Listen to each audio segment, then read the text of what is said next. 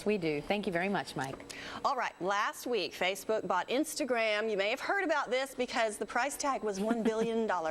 Yeah, our expert Dan Thompson joins us now with more, and I bet you wish you had invented Instagram. Oh, yeah, no doubt. For clarification, that's billion with a B, Yes. not million. I mean, that's a lot of money. First of all, let's talk. Tell me what I don't do Instagram. Okay. I've seen Instagram photos, but is that all it is? Just photos with a wash on them? Well, yeah, so more or less. The Instagram it started out as an application for the iPhones or the Apple devices. Was recently ported over to Android, so you can now get it on your all the popular Android phones.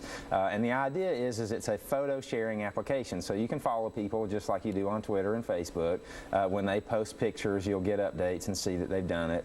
A large part of that application is kind of what you were talking about, which is being able to apply these sort of effects to your pictures. So you can make it look like a 70s Polaroid picture if you want to, or you can make it look totally washed out, or whatever you want, but that's kind of the driving thing behind it. I personally can't stand it. Really? Yeah, because... But how do you really feel about it? Yeah, no, let's talk about how I really feel. Personally, I think it kind of promotes this sort of idea that if you do these kind of gimmicky things to a picture, it makes it a quality photo. Well, you're a photographer, though. I mean, yeah, you so do take a lot of pride in your images. Right. So I'm a bit of a snob about the whole thing, but my opinions aside, it is extremely popular website or application, and so it's everywhere. It is and everywhere. And Facebook just paid $1 billion for it. I mean, is this worth it? Well, that's a great question. Is it worth it? What value is largely what somebody's willing to pay for something. So I guess in that light, it was worth it. But I've yet to find any kind of industry analyst who would agree that that was a fair price for the application. And a lot of people are left saying, "Hey, is this the start of an application bubble?" Much like we saw in the 90s with the dot-coms. So, the future will obviously tell us that, but it does seem way, hyperinflated for the cost of such an application. I have to ask this because it's interesting. The people who ran Instagram, there were like, what, 12 or 13 of them?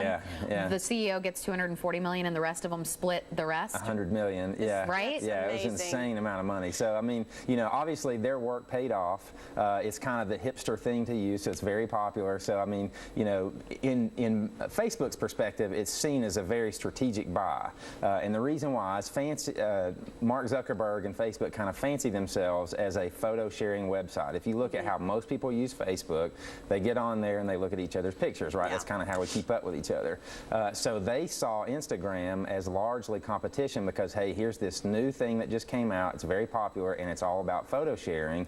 So, of course, Facebook is thinking from a strategic point of view, I'm going to buy this either to keep them from taking me over or to keep one of my competitors like Google Plus or Twitter from buying them first, kind of beating me to the punch and then maybe losing out, because all these guys in the dot-com world are very much aware that your kingdom can come crumbling down very quickly just because of competition and the way popularity shifts. Look at MySpace. Yeah, exactly. That's a great example. What does this mean for users of Instagram? Do we know? Well, we don't know yet. Mark said in his blog the other day that he planned to leave Instagram alone.